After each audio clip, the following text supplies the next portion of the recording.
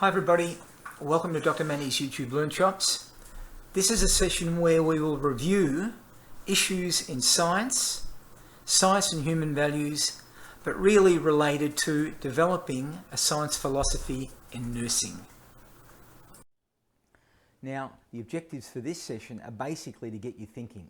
It really is. It's about getting you thinking because we review some of the concepts, most of the concepts that we've looked at before.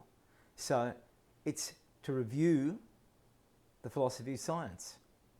Science as a philosophy, conceptual issues that occur in science, and whether human values influence science. And it's really about your thoughts and your philosophies, because everybody has different ideas about what science is, the importance of science, and whether values are important in science philosophies.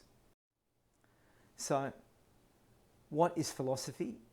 Philosophy of science is the perspective that you, as a nurse, utilise in every patient, their families, or groups that you might encounter, other healthcare professionals. And each person, you, have your own philosophy. And if you don't, you need to determine what that philosophy is, or whether you have one. And that's what determines your response to healthcare when someone gets sick, when illness occurs. Therefore, from your perspective, it's vital that you examine your philosophy and evaluate your assumptions that you make regarding care. So let's revisit some of the concepts that we've already discussed in previous sessions. Well, philosophy is the love of wisdom. I mean, it's about thinking, and it involves searching for meaning, and all meanings are different.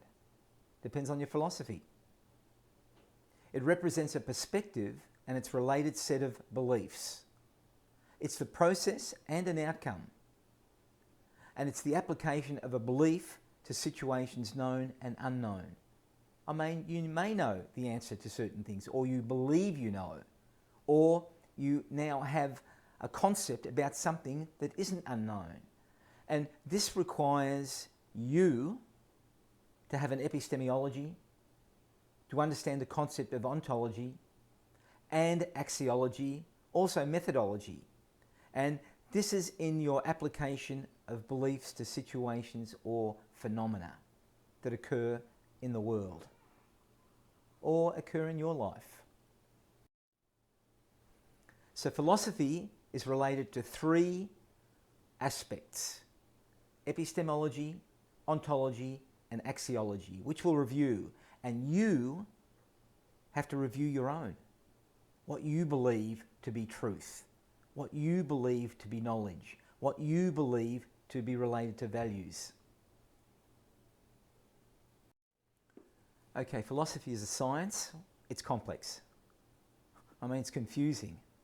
I mean, there are many philosophical schools of thought that exist, depending on what your ontology is, what your epistemology is, and how you review your axiology. In nursing, it's an examination of concepts, theories, and laws that relate to praxis, which is your practice, understanding, and deliberately thought, and the evolution of what you do. And it requires mindful thinking of objective and individual perspectives and comfort with the associations and assumptions and underpinnings of various philosophical perspectives. Philosophy is complex. A key question in philosophy is basically, how do we know what we know? Why do we know what we know? And typically, it's based on tradition, the experts. We've looked at the academics in nursing, but there are others that originated a long time ago, before Christ. It relates to institutions. It's a doctrine or principles or codes that we follow, and it responds to reason and logic. What makes sense? Reasoning. And often it's related to common sense. knowledge that relates to common sense, and science, empirical science, and other aspects related to science. Philosophy can be divided into numerous sections.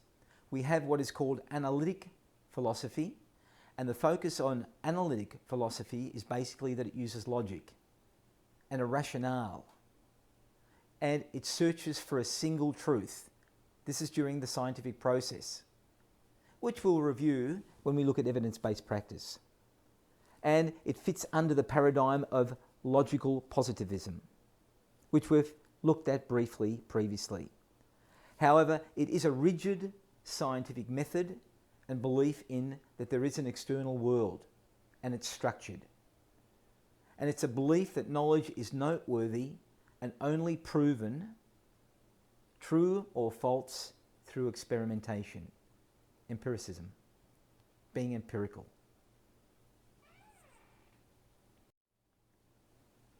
Analytic philosophy involves many paradigms. However, an important one is logical positivism. And there are 4 rules in its application, which deals with phenomenalism, nominalism, denial of cognitive value judgments and normative statements, and it's the essential unity of the scientific method, which all require strict adherence to the scientific method. There's a belief in the cause and effect, that replication is important, and an external world structure is independent of ourselves, our personal beliefs. And there's a belief in verifiability. You have to be able to prove it. It has to be verifiable.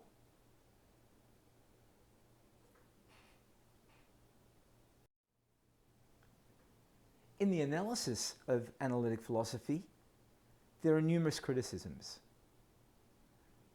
It's too scientific. As a consequence, it's too rigid. It focuses only on the deductive primarily, rather than the inductive. It lacks recognition of human experiences. And logical positivism evolved into empiricism, which is the scientific method, which is considered to be the most important. Truths have to be, or what is true, has to be generated by experience. And logical positivism and empiricism were incorporated into the received view, which is of realism. Theories are either true or they're false, and they're based on a single truth after investigation.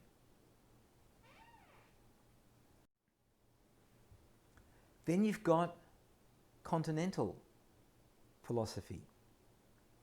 And the focus of Continental Philosophy is the connection of an idea to the world. It may have a historical context around the idea. It's about relationships among people, their ideas, meaning, historical connectiveness rather than theories or truths. It's a human science that dominates the Continental Philosophy, and is based on correctedness or connectedness, not cause and effect, and examines lived experiences of people in the past as well as the present. What people have actually experienced, their perceptions, because everybody's perceptions are different. What are some of the approaches to Continental philosophy? Well, I've highlighted 2, but there are many, many more. We have idealism, phenomenology, existentialism, hermeneutics, structuralism, post-structuralism, deconstruction, feminism, psychoanalytic theory, and critical theory. And all these varieties evolved around context, meaning, and knowing of the subject, the person, what you want to investigate.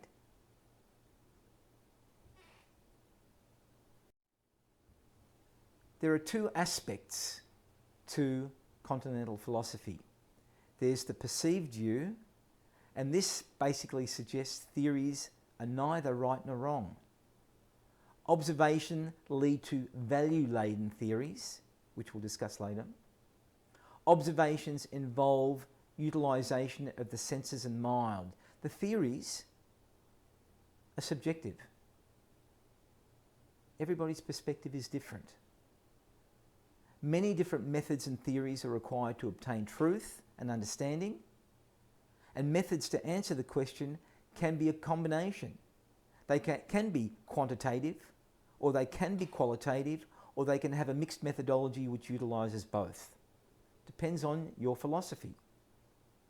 Depends on your epistemology. It depends on your ontology.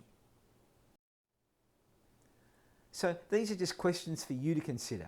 You go away. You reflect on your philosophy, which is important, especially if you're going to be doing research in your master's program or research in your PhD program.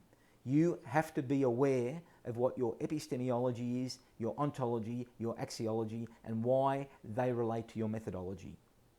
So, what are the assumptions of each philosophy? Do you aim to control or understand?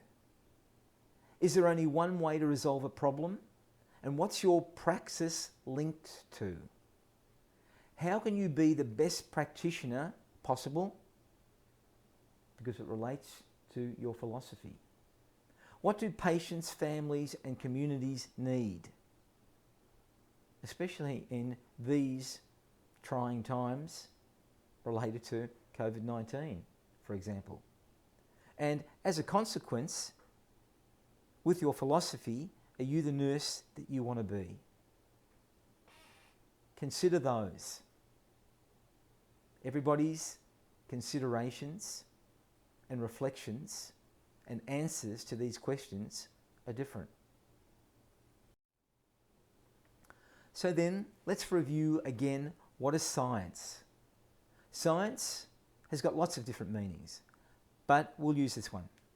It comes from the Latin word scientia, which means knowledge, and it's the search for truth and a base for all moral principles. It's related to laws that are utilised in systematic, organised ways to create a body of knowledge about something that is a concern to someone, whether it's an issue, a topic, or a matter, or a problem. It rejects beliefs, subjective beliefs, biased observations, incorrect judgments, and inappropriate decisions. And it makes our life very organised.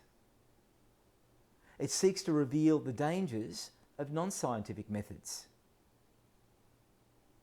And it refers both to processes and outcomes of those processes, such as general and observations.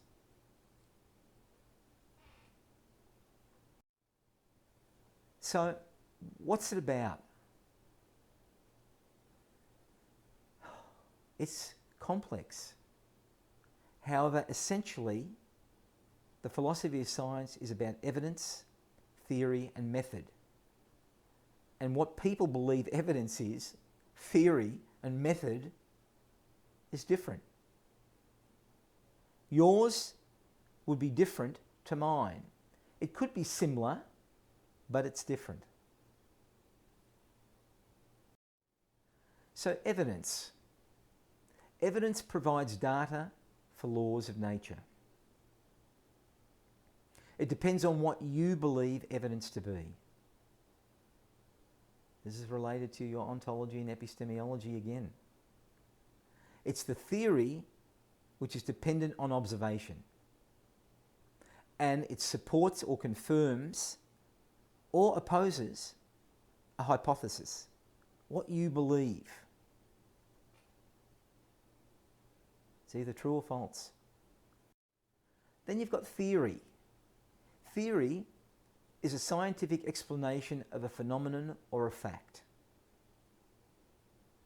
It's a representation of the world. This is your ontology. It's a commitment to a world view, which is a paradigm.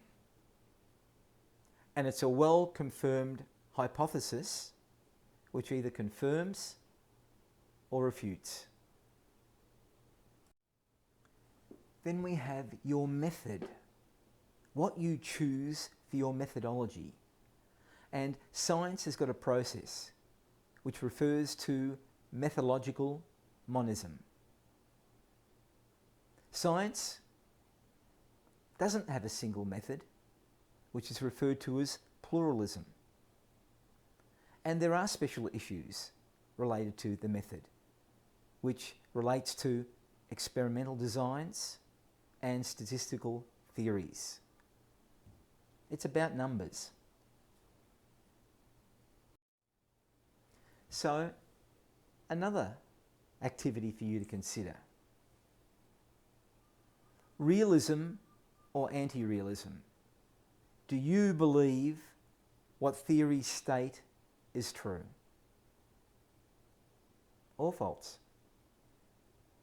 Demarcation. Is there a method to determine science from false science, pseudosciences, non-sciences? Monism or pluralism? Your perspective. Is there one world view or many? Even in science, science has got different perspectives, different beliefs. Then you've got the concept of reductionism or holism. Can we reduce one domain to another? Which basically means, can we incorporate lots of different methods or just use one? These are activities for you to consider, for you to understand. Because everybody's got different perspectives. When we look at the natural sciences, they're also referred to as being hard or pure sciences. And examples are physics, mathematics, chemistry. And they're considered to be pure, which means they stand alone as unique bodies of knowledge. And they're based on the assumption that reality, what is real, can be measured. It's objective. And therefore, as a consequence, it's reliable and it can be reproduced. So if one researcher finds something, when they go and do the same thing, they come up with the same answer. Explanations are reasonable, constant, consistent, accurate, objective, discoverable, and they are understandable. In healthcare, for example, they assume a disease focus rather than a person focus. The person is a disease, a diagnosis, rather than looking at a person as being holistic. Then you've got the applied sciences, which are also referred to as soft sciences. And this is sociology, psychology, and anthropology as examples. Where nursing fits in, I'm not sure, because this argument is going on. Is it a natural science, or is it an applied science, or is it a combination of both? In healthcare, soft sciences are found in social work, psychotherapy, and examination of healthcare disparities. What's bad in healthcare? The focus is on application of knowledge to meet human needs. It's a humanistic approach. And it relies on inherent assumptions of natural sciences, but don't assume that reality is objective, measurable, neutral. When we look at the human sciences, these theorise that nature of science and the role of the scientist are different when the subject is viewed as human sciences, or human, or holistic, rather than natural or applied. The science and the subject, the person, the human being, cannot be separated from each other. In healthcare, human sciences is the nurse's recognition of themselves, you, as a scientist involved in the care provision. However, look, from my perspective, I don't see myself as a scientist. I see myself as a caregiver, a patient advocate, someone concerned about patient well-being. Scientist, I'm not sure. What do you think? The scientific method is considered part of pure science. And natural science relies on a linear, step-by-step, problem-solving approach process, which again is referred to as the scientific method. The method is based on the assumption that observation is general, it's common, it's the same, it's universal, it's generic. The objective is accurate, reproducible events that don't take the researcher's individuality into consideration or their consciousness into account, which means researcher beliefs don't fit into this science method. Otherwise, it's biased. And control is through prediction, or what the hypothesis believes. Natural science has got the aim to develop knowledge and seek truth.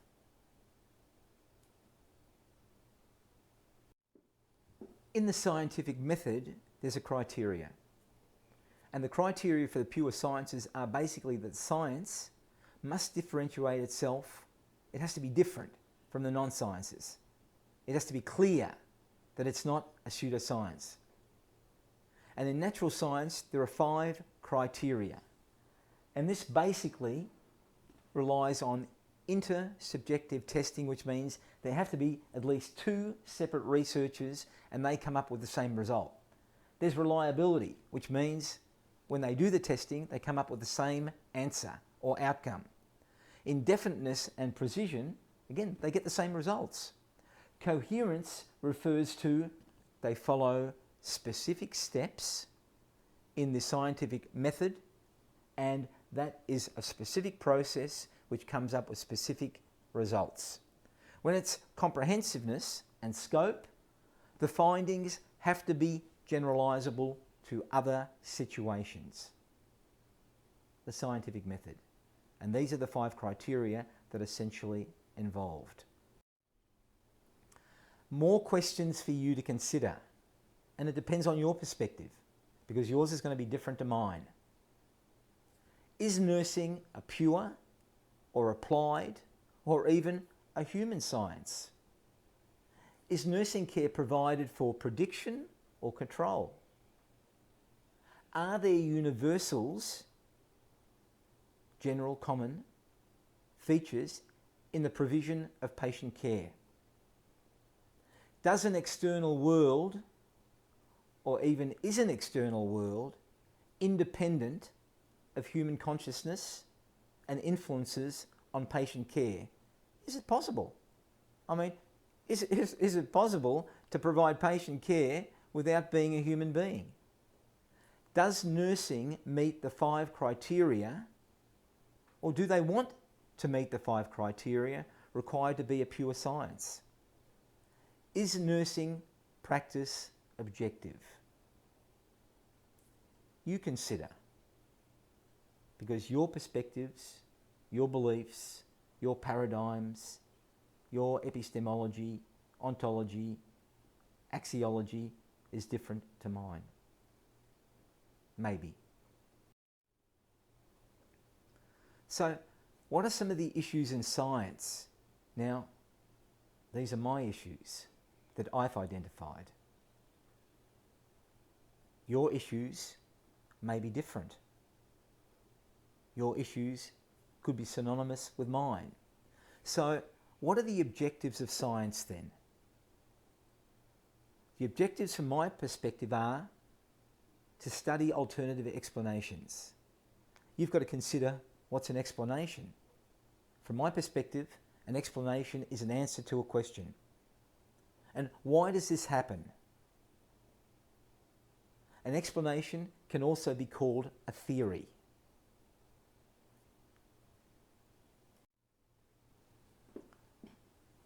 Additional issues in science. I mean, science as a philosophy has got problematic philosophical associations. It can be confusing. I mean, philosophy. Are scientific theories true or false? Metaphysics. Are scientific research variables as entities really independent of us? Are they really neutral? I mean, the epistemology. I mean, what is considered scientific knowledge? Ontology. What is considered truth? Logic. What is a valid scientific inference like? And ethics. Is science really value-free, or does it involve social problems, human problems, human issues?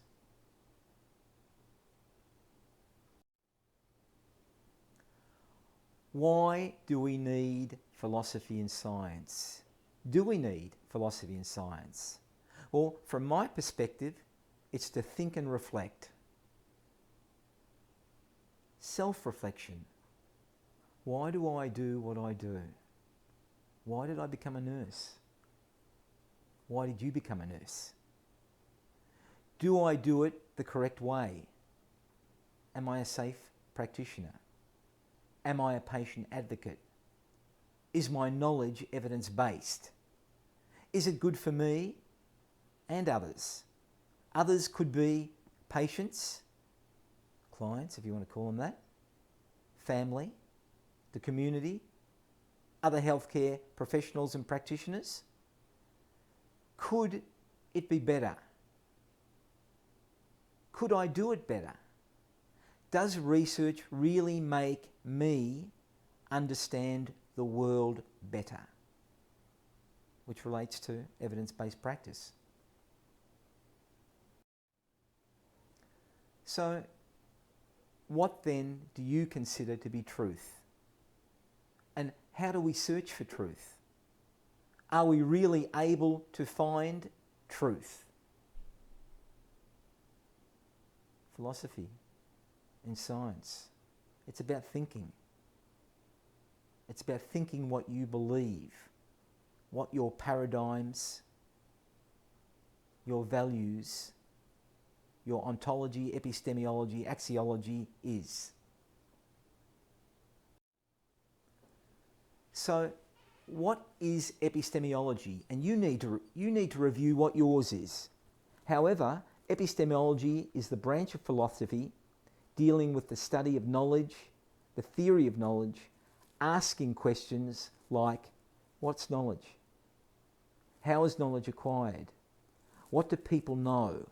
How do we know what we know? You're going to have to ask these questions before starting any research project, and be very clear as to what your epistemology is. And epistemologists are basically philosophers. You're a philosopher who's interested in questions such as whether it's possible to have knowledge and what kind of knowledge there is, and how people come to know things. Because if you're looking at quantitative versus qualitative, looking at mixed methods, it's a different epistemology. Yours. Then you've got ontology.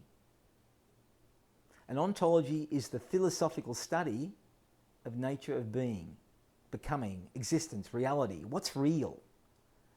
It's a part of a major branch of philosophy known as metaphysics. Ontology is the studying of structure in the nature of reality or the nature of what exists. And sure, it's complex, but it's not complex. Ontology deals with questions about what things exist or can be said to exist, or how such entities that exist can be grouped according to similarities and differences. Then you've got your methodology, which you can't have unless you understand your epistemology and your ontology. And methodology basically is the branch of logic that studies reasoning or the way something is done. An example of methodology, for example, is the way an experiment is carried out. how you do a procedure. Research methodology is specific procedures or techniques used to identify, select, process and analyse information about a topic. This is the research process. This could be the scientific method or other methods if you don't follow the scientific method. In a research paper, the methodology section allows the reader, me, the examiner, or the critiquer to critically evaluate a study's overall validity and reliability. Truth. Is it truthful, or have you falsified information, data? The methodology demonstrates what you did. Then you've got your axiology, which I believe is really, really important. And a lot of people, examiners, research supervisors, don't focus on this. The axiology is about values. It's the branch of philosophy that considers the study of principles and values. And these are divided into two main kinds, ethics and aesthetics. Ethics is the questioning of moral and personal values. It's about morality. Aesthetics is the examination of what is beautiful, enjoyable and tasteful. And this branch of research philosophy, axiology, attempts to clarify if you're trying to explain or predict the world, or are you only seeking to understand it? In simple terms, axiology focuses on what you do value in your research, and whether you've done it properly. So for example, if you've lied about your methodology, your axiology has failed. Your axiology reflects what you believe in your epistemology, your ontology, and your methodology.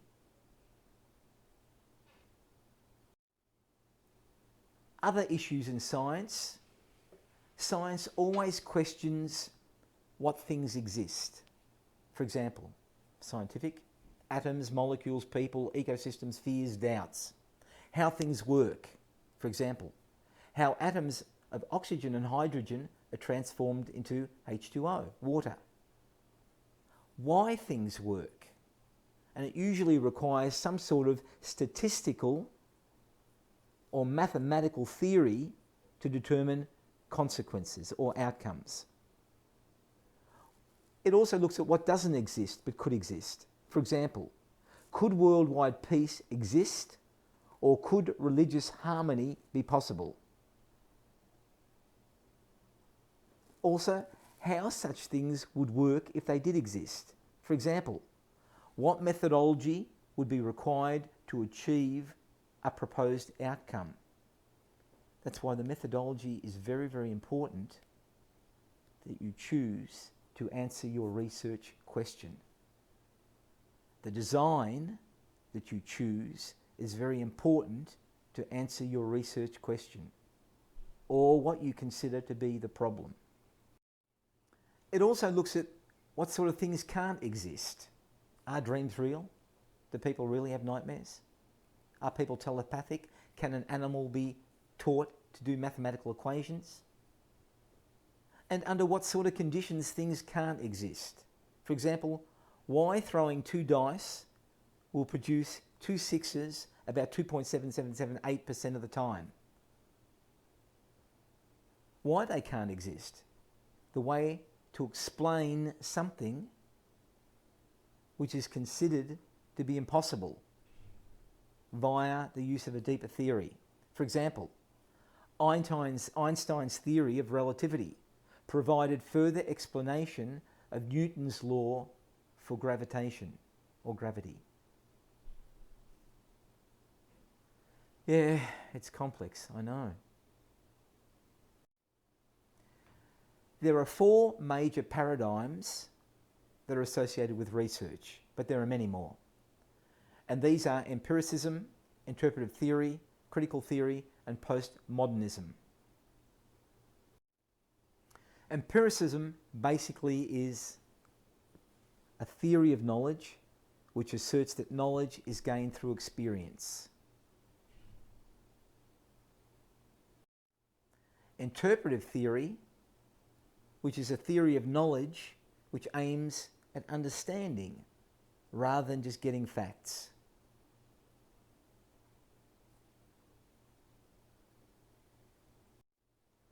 Critical theory, these are when theories are aimed at both understanding and critiquing that knowledge. Why do we think the way we do?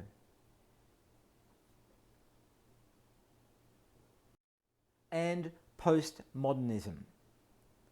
And postmodern thinkers question the idea of a single truth because everybody's different. Just because one person believes something doesn't mean the next person believes exactly the same thing.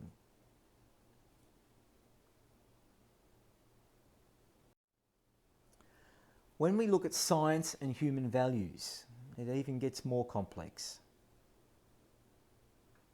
And these are my perspectives and my interpretations. So, what is or are value or values? And values are basically a concept in behavioural sciences or sociology.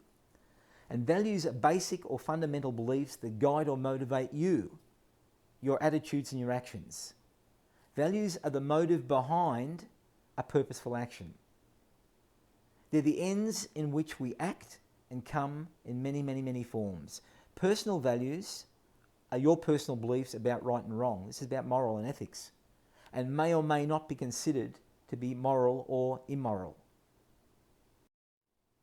Human values, then, are a person's beliefs, attitudes and feelings towards things, situations and other people. And they're eternal essences which elevate human life to its highest expression and highest capacity. Human values are a set of consistent behaviours and measures that provide moral and ethical guidance, as I said before.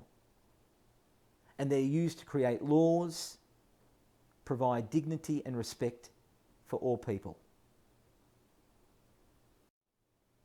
Human values have attributes. They're distinctive with their energy and their dynamics. They don't follow laws or physical sciences, pure sciences, natural sciences. And they multiply with application and use rather than becoming depleted. And they benefit both you as the provider or you as the recipient, the giver and the receiver. Human values come under lots of different sections, but these are 5 that I've identified with, and I will try to relate to science. Truth, right conduct, love, peace and non-violence. And they're eternal essences which elevate human life to its highest expression and highest capacity. And they're all elements that are involved in research. So what's truth? And again, I've tried to relate it to a context which pertains to nursing and research and science. So truth is basically reliability and validity. It's the desire to know truth which has prompted nurses, for example, to ask, what's nursing? How can nursing validate professional status? What do we do in nursing? Is nursing a caring profession? Truth, untruth, falsehoods. And these untruths and falsehoods or lies are antisocial and unprofessional. And this can be related to research. And this can cause confusion in both the sender and the receiver. Right conduct. Well, basically, from my perspective, this is ethics. Right conduct basically means information received via the senses, smell, taste, touch, hearing and sight. And when information is referred to the conscious, we do something about it, an action occurs. Every action is preceded by a thought. And if the thought is consciously noted, you're aware of it, it aims to assist in, hopefully, an unselfish response. An alternative response may be selfish, useless, or harmful, which again can be related to your research process, or your methodology, or most importantly, your axiology. When it comes to love, I look at it from the perspective of passion. Passion, you really have to love what you do. I mean, I am passionate about being a nurse, but I'm more passionate about being a patient advocate. So therefore, love then, it's not an emotion affected by the subconscious mind, but it's a spontaneous, pure reaction. It causes people to be happy, promote happiness, promote well-being for others. And as a nurse, I think that's really important. And it's a beneficial energy which may enhance health. I mean, if you're unloved, this may promote ill-health. And ill health is not a positive energy. It's an unconditional positive regard for what's good for yourself and for others. And it's giving and being unselfish. I think of it as passion. Then you've got peace.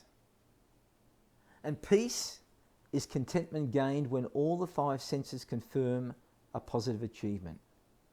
When a person's individual peace is achieved, it's transmitted to the family, to your patients, to the community. And when peace is within a family or yourself, as I said, it's transmitted to the community and provides peace for the community. And the community could be in relation to your healthcare practitioners, your patients, the hospital environment. Then you've got non-violence. As a nurse, we don't want to do harm. As a healthcare practitioner, we don't want to do harm. So when truth, right conduct, love and peace are practiced, hopefully it results in a safe, non-harm, non-violent environment. So when the conscious mind is aware, when the conscious mind is aware that love is active, there's peace, and the actions are typically correct. Then life can be lived without harming or violating anyone or anything. That's your role as a nurse. The outcome is respect for all life, living in harmony with nature, not harming by thought, word, or deed.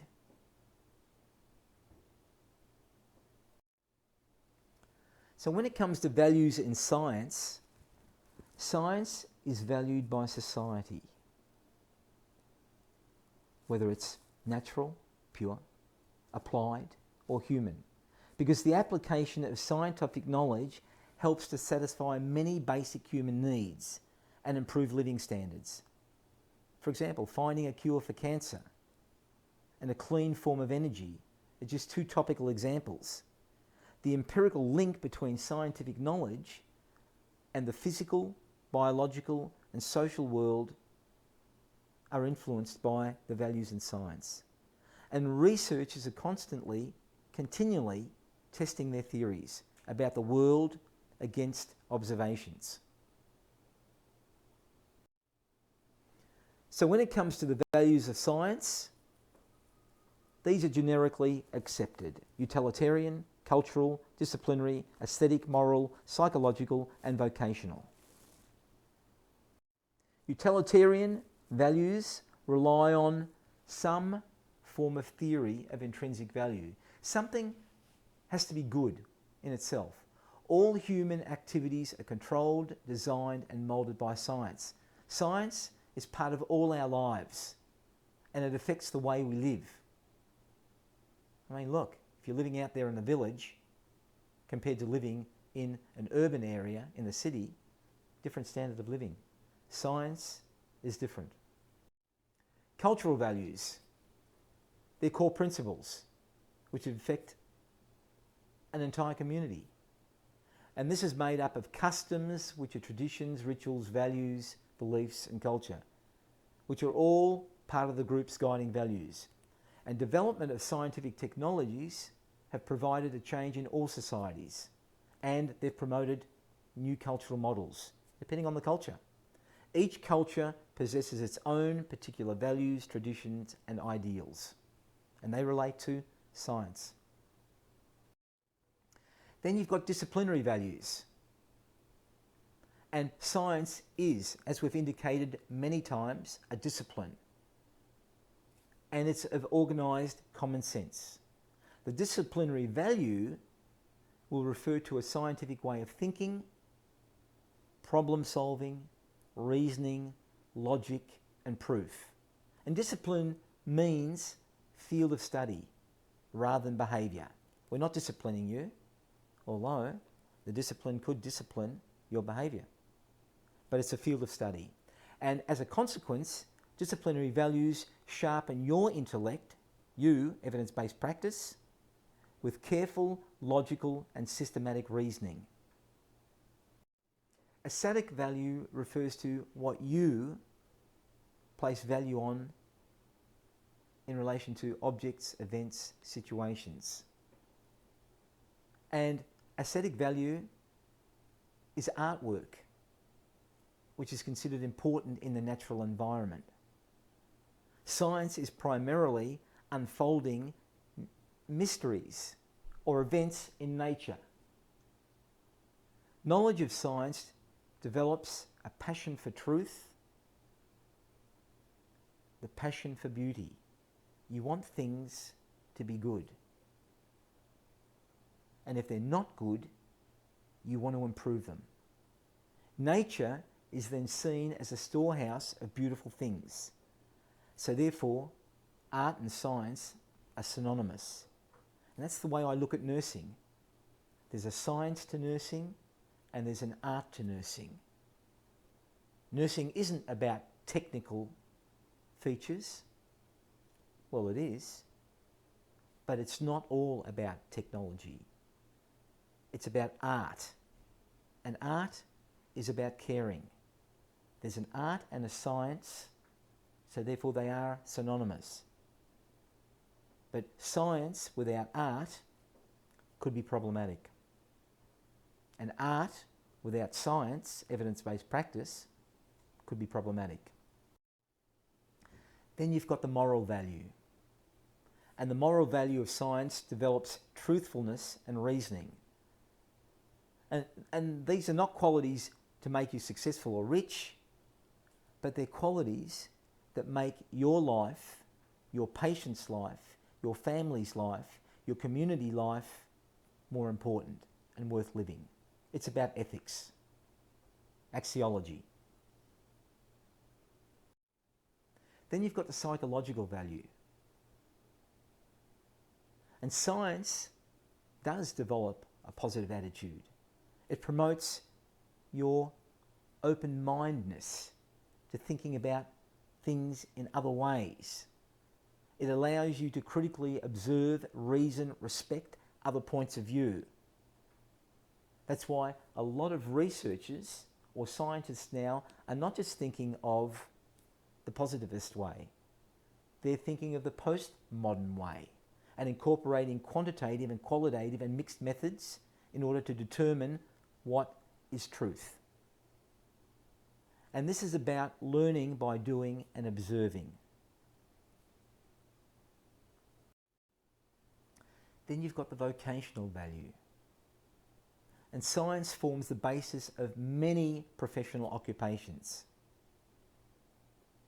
Medicine, engineering, dentistry, information technology, agriculture, and I think nursing as well. Nurses are care scientists, I guess, from my perspective.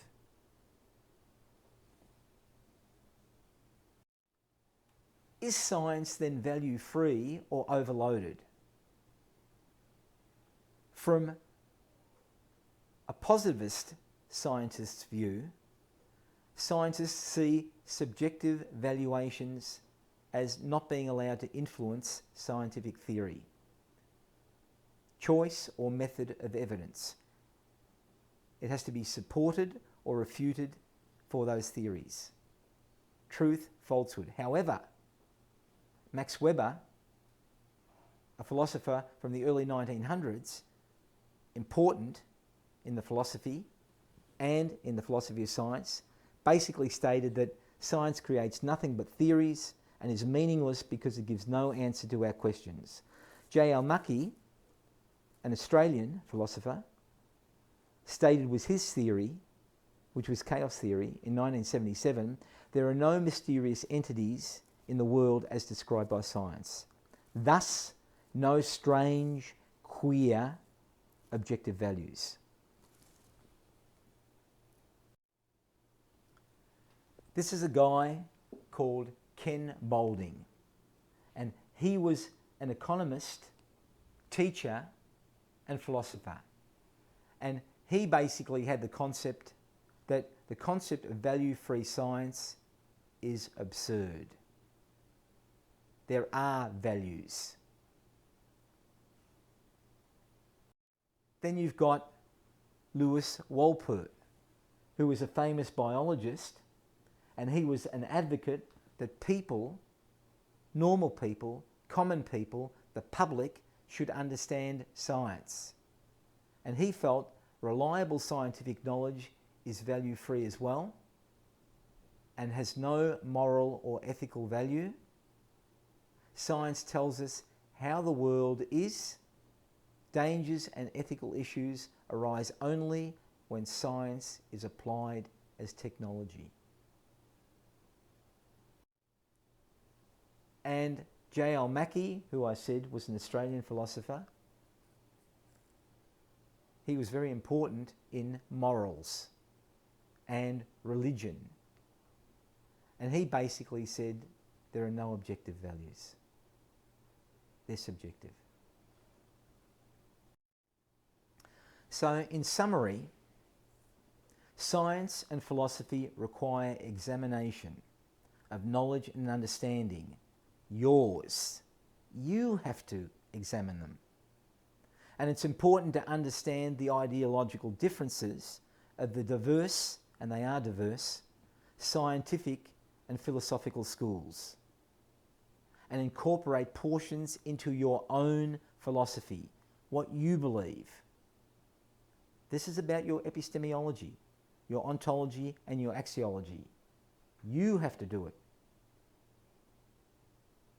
Utilising a philosophy that it constantly questions assumptions will promote you and your evolution as a professional academic nurse that is concerned about evidence-based practice which can be applied in your clinical praxis.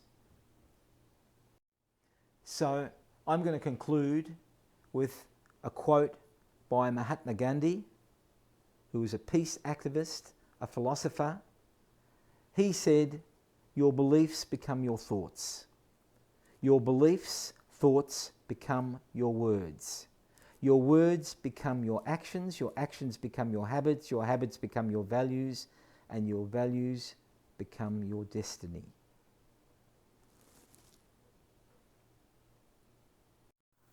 Thanks everybody. Check out any of the other Dr. Manny Learnshops on YouTube if you thought this was of any benefit to you. Bye for now.